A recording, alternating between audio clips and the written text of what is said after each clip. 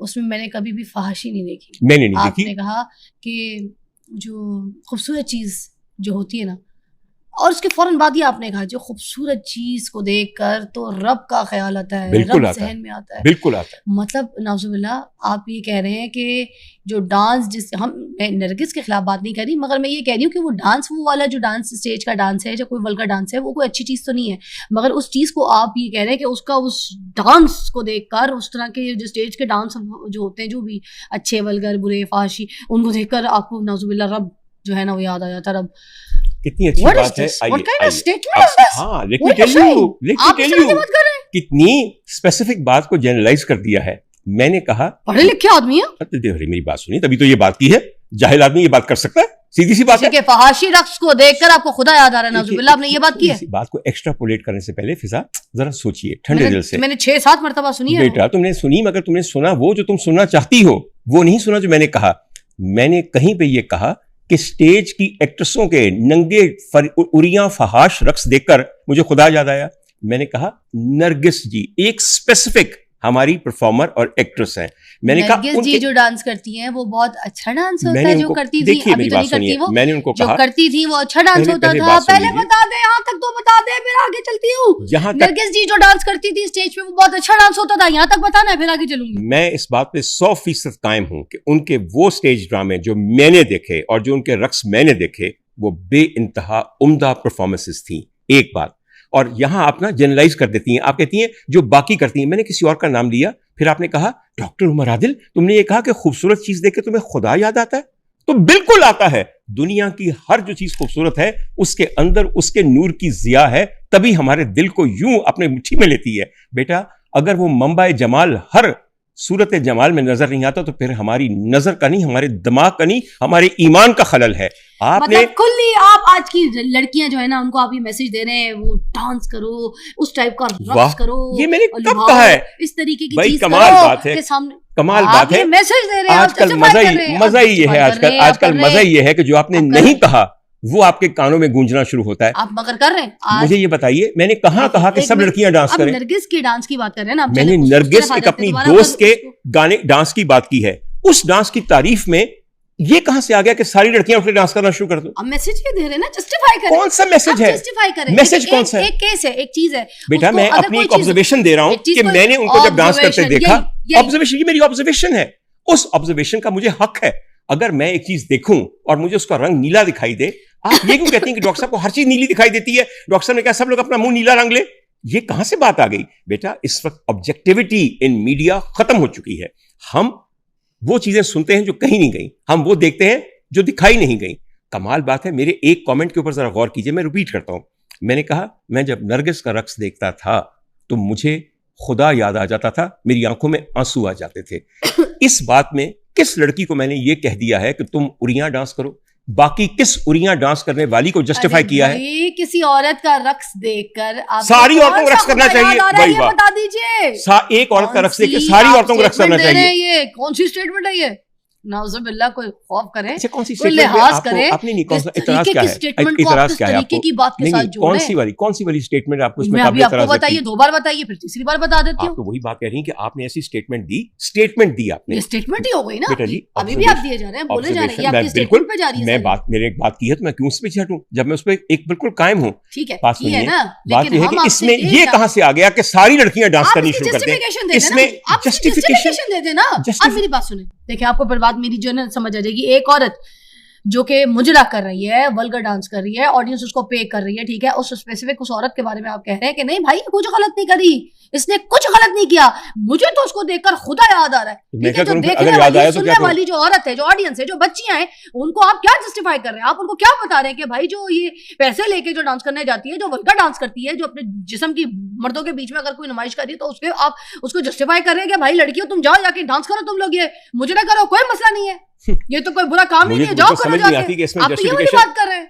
मुझे समझ नहीं आती कि जस्टिफिकेशन कहाँ निकलती है। आप जैसा आदमी इस तरह की मतलब बात को, इस तरह की डांस को, इस तरह की चीज को किसके साथ जोड़ रहा है? फिजा जैसी लड़की जो है, फिजा जैसी लड़की कह रही है कि एक औरत है जो जाके पैसे लेकर अपने जिस्म की नुमाइश करती है और फुहश डांस करती है, और उन सारे कमबख्तों के साथ जो थिएटर का हॉल भरा होता है, जो उचक उचक के आके 5-5 हजार का टिकट आके देखते हैं ताकि औरतों का जिस्म देखें, उनके बारे में क्या ख्याल है? उस मुआशरे को क्यों नहीं गालियां देती? इतनी देर जो मैं आपसे बात कर रही हूँ उसमें आपको कहाँ कोई दिखा कि मैंने उन जो मर्द हजरात बैठे होते हैं वो जो, अच्छा अरे एक सेकंड, दिखा सिर्फ ये लिखा उन औरतों पे चोट कर रही है। अब मेरी बात सुने ना, नरगिस का साथ क्यों दिया? सुनने वाला मगर उसके ऊपर तुमने साथ दिया, गलत दिया, लेकिन नरगिस का रक्स देखने के लिए आने वाले दोस्तों को साथ लाने वाले वो सारे फरिश्ते हैं, उनका जिक्र आपने किया। बात तो वही है कि आप उसको कंडेम कर रही हैं, उसको क्रिमिनलाइज कर रही हैं। और बेटा एक बात आपको बताऊं, उन मर्दों में एक मर्द आप भी शामिल थे, क्यों गए? सुन लीजिए, आप बताएं इसलिए कि मैं तो मर्दों में शामिल है ना, उन्हीं मर्दों में आप भी शामिल है जिन मर्दों को आप गाली निकाल रहे हैं, बुरा कह रहे हैं, लेकिन उन मर्दों में आप भी गए थे। एक मर्द ने, और ये बताना उस मर्द ने आके जिन मर्दों की बात आप कह रहे हैं बिल्कुल नहीं करते, उन मर्दों में आप भी शामिल थे। बिल्कुल शामिल हूं, लेकिन मैं फिर वो मर्द हूं जिसने आके ये कहा कि मैं उसको पसंद करता था, मुझे उसमें खूबसूरती दिखाई देती थी और मेरी आंखों में आंसू आ जाते थे। किसी और मर्द ने आके बाहर ये कहा, बाकी मर्दों के भी तो आंखों में आंसू आ जाते हो, तो बेटा फिर आके कहे ना, फिर आके कहे ना, एक बंदा उठे कि हाँ डॉक्टर उमर आदिल ने सही कहा। भाई वाह, कमाल बात है कि मैंने ये कहा और मैं अपनी बात पे कायम हूं, और वो सारे जो खामोश हैं, जो मजे लेते रहे, डांस देखते रहे, उनको एक बोलने की हिम्मत ना हुई। एडे जरूरतमंद ने, एडे सूरमा ने एक बंदे दे नाल खड़ो नहीं सकते। तो कुड़ियां ने चीका मार मार के वीलॉगर्स ने अभी तक 1600 मुझ पे बनाए इस एक बात के ऊपर। तो कहां है वो सारे मर्द जो मेरी तरह मुजरिम थे और आज हक परस्ती नहीं कर सकते? ये नहीं कह सकते कि हां ये लड़कियां मजबूर होती हैं। अगर ये तमाशा है तो तमाशबीन हम हैं, अगर तमाशबीन ना रहे तो तमाशा भी बंद हो जाता है। आई समझ आपको मेरी बात की? हो सकता है मजबूर हूं, हो सकता है मजबूर होती हूँ, मगर आप किसी का डांस देखकर, किसी का मुजरा देखकर अगर आप ये कह दें कि मुझे उसका डांस, उसका रक्स देखकर तो मुझे इसमें खुदा नजर आ रहा है, इसके बाद मुझे खुदा नजर आ रही है, ये स्टेटमेंट की कोई सेंस नहीं बनती है। ये क्या है? आप इसको जस्टिफाई करें, आप नहीं कर पा रहे हैं। आपको नहीं बनती, मुझे बनती है। मैं अपनी स्टेटमेंट देने का हक है मुझे, ये भी छीन लिया आप लोगों ने। स्टेटमेंट देने का हक है, मगर उसको जस्टिफाई करने का भी आपका एक राइट बनता है। देखिए फ्रीडम, बोलने की फ्रीडम, सब कुछ ठीक है, मगर आपकी जो एक फ्रीडम और जो बोलने का पावर है उससे ये नहीं है कि किसी को गलत मैसेज जाए, कोई गलत तरबियत हासिल करे या किसी की दिल आजारी ना हो जाए। ये चीजें भी तो हमने मुझे समझ नहीं आती कि हम जाएं कहां। अगर हम एक औरत की का हक में बात करें तो भी दिल आजारी है, अगर ना करें तो वो भी दिल आजारी है। मुझे सिर्फ ये बताइए, इस मुल्क के मर्द जाएं कहां? मुझे ये बताइए कहां जाएं? यहां यूं भी वाह वाह है, यहां वो भी वाह वाह है।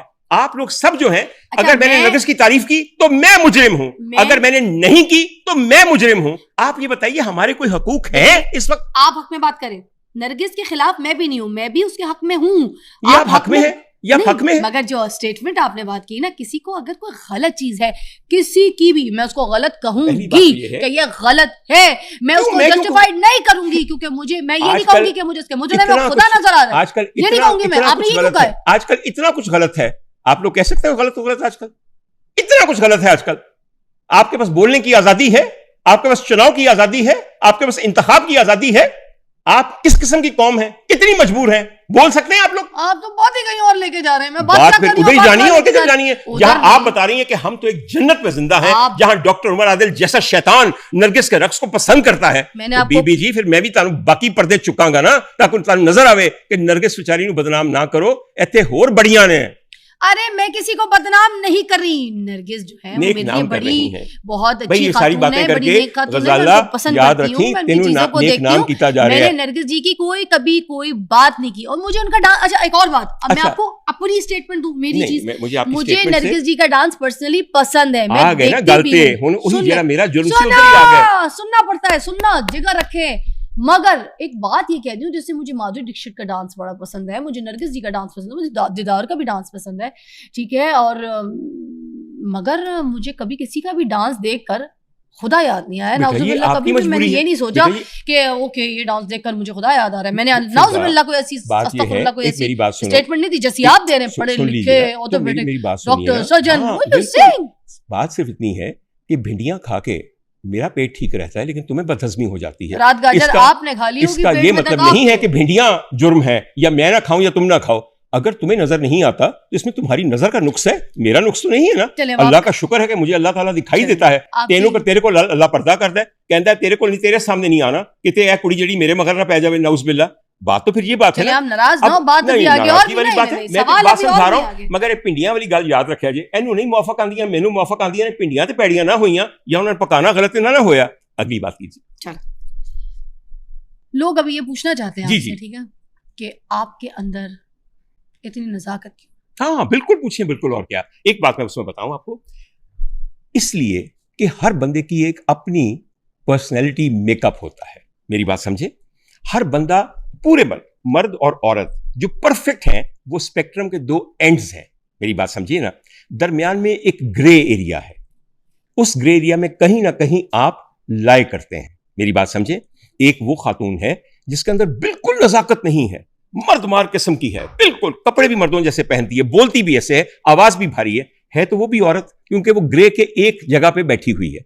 एक वो मर्द है जो कि बहुत नफीस है, बहुत प्यार से बात करता है, भड़कीले रंग पहनता है, उसमें बकौल आपके नजाकत है तो वो भी मर्द। किसने ये कहा है कि सिर्फ दोनों पोल्स पे बैठे हुए लोग, एक्सट्रीम्स पे बैठे हुए लोग, ये मर्द है और ये औरत है? दरमियान में जो पूरा एक ओशन है, ग्रे जोन है, उसमें आप जहां जहां लाए करते हैं, क्या ये आपका अपना पर्सनैलिटी मेकअप नहीं है? क्या आपकी अपनी सृष्ट और फितरत नहीं है? क्या आपकी चॉइस नहीं है? क्या इसमें बहुत सारे और अवामिल नहीं है?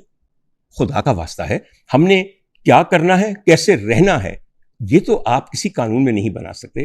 अच्छा, मैं आपकी थोड़ी सी पर्सनल मैरिड लाइफ के बारे में बात करना चाहूंगी, क्योंकि जहां तक मुझे याद है कि आपके साथ मैंने आपके कपल को देखा था, भाभी बहुत ही खूबसूरत, बेइंतहा, बहुत ही हसीन, क्योंकि मेरी कमेटी पार्टी में भी थी वो, जब मैंने ज्वाइन किया था, किटी पार्टी, सॉरी, ठीक है, तो उसमें भी मेरे साथ होती थी। और मैं जहाँ जहाँ आपके साथ उनको देखा है, हसीन ही देखा है मैंने, इतनी खूबसूरत, इतनी हसीन, गोरा चिट्टा रंग, प्यारी, एलिगेंट, पढ़ी लिखी खातून नहीं देखी। क्या हुआ, छोड़ के क्यों चले गई आप? बेटा मैं आपको बताऊं, आपको 23 साल तक हमारी शादी रही, 23 साल तक। कुछ ताल्लुक है, उनका एक मुद्दत होती है, वो गुजर जाती है। एक बात समझनी बड़ी जरूरी है। क्या कोई डबल रोटी है जिसकी कोई एक्सपायरी डेट थी और उसको? बेटा डबल रोटी कई दफा बहुत देर बाद एक्सपायर होती है, ताल्लुक और मोहब्बत अपनी एक्सपायरी डेट पे पहुंच जाती है कई दफा। मैं आपको एक बात बताऊं, छोटी सी मिसाल आपको देता हूं। मोहब्बत तो एंड तक नहीं चलती। यस एब्सोल्युटली, हर ताल्लुक के ऊपर एक एक्सपायरी डेट होती है। कई लोग एक्सपायरी डेट पढ़ते नहीं के ऊपर नहीं होती डॉक्टर साहब। बेटा जी, जितनी मोहब्बत पे होती है ना, अच्छा जिस मोहब्बत को आप कह रही हैं वो नहीं मरती, इज़्दवाज के ऊपर होती है। इज़्दवाज एक अलग चीज है, मोहब्बत तो कभी खत्म नहीं होती। आज तक उस खातून की मोहब्बत मेरे दिल से महव नहीं होती, कोई दिन नहीं जाता कि हमारी बात नहीं होती, इसलिए कि हमारे दरमियान दो बहुत ही प्यारे जवान बच्चे हैं जो हमारी जान है। कोई दिन शायद जाता हो। आपने कहा कि बहुत प्यारी थी, बहुत ये थी, कभी आपने ये सोचा कि उनको प्यार ने प्यारा किया हुआ था? एक औरत जिसके शौहर की मोहब्बत उसे हासिल नहीं है, तवज्जो हासिल नहीं है, वो बिल्कुल वो पौधा है जिसे पानी नहीं दिया जाता, जिसके फूल मुरझा जाते हैं। आपको याद है कि वो कैसे कपड़े पहनती थी? आपको याद है कि कैसे जेवर पहनती थी? ऊन जूती से लेकर सर तक उनको कौन सजाता था? और उनको इस सजावट की वजह से कितनी दुनिया जलती भी थी। एक बात याद रखिएगा, और तुम खुद एक खातून हो, मोहब्बत इस दवाज की शक्ल लेती है तो फिर वो एक रिश्ता बन जाता है। रिश्ता जज्बा नहीं होता, जज्बों को दवाम है, रिश्तों को दवाम नहीं है। यहाँ पे अगर इजाज़त हो तो छोटी सी मिसाल दूँ आपको। मेरे साथ एक लड़की काम करती थी, वो ब्याह के आई थी लाहौर। प्रोग्राम के दौरान हम स्क्रिप्ट पढ़ रहे होते थे तो वो लड़की फ़ोन करती थी, फवाद मैं आपके लिए रोटी बना के आई हूँ, गर्म पड़ी हुई है, उसके साथ पुदीने की चटनी है, आप इंजॉय करेंगे, खाएंगे? उसके बाद फवाद किसी और राह पे चला गया और फिजा किसी और राह पे चली गई। रिश्ता ख़त्म हो गया ना। तो जज्बे को दवाम है, रिश्ते को दवाम नहीं। कम से कम ये सवाल ऐसा था जिसकी तवक्को मुझे फिजा अली से नहीं थी। फिजा अली से बेहतर कौन जान सकता है?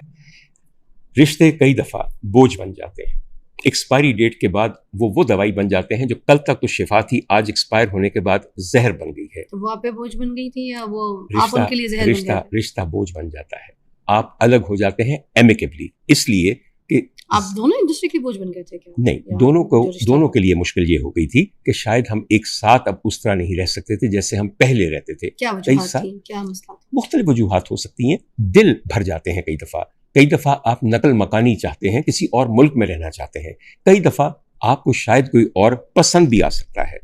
मेरे लिए चूंकि मुश्किल नहीं था, मेरे लिए वो एक आइडियल बीवी थी और उसी वजह से आज उनको मुझे छोड़े हुए 10 साल हो गए हैं। 10 साल में मेरे ख्याल में जिन्हें रिश्ते मैनू आए ने ना, यकीन कर वड्डियां एक्ट्रेसां नहीं आए, मगर मैंने हमेशा ये रखा, दूसरी कोई शादी नहीं की आपने? बेटा इसलिए नहीं की कि मैं उस औरत से दूसरी शादी करूंगा, पता है क्या करूंगा, सारा दिन उसके साथ राजिया से कंपेयर करूंगा, हाय वो ऐसी थी, वो ऐसी दिखती थी, वो ये करती थी, ये जुल्म है। और दूसरी बात ये है, on a very serious note, मेरी जवान औलाद है, अगर उनको ये पता चले कि हमारे वालिद की जिंदगी में, उसके घर में, उसकी ख्वाबगाह में एक और औरत है, उनके लिए तकलीफ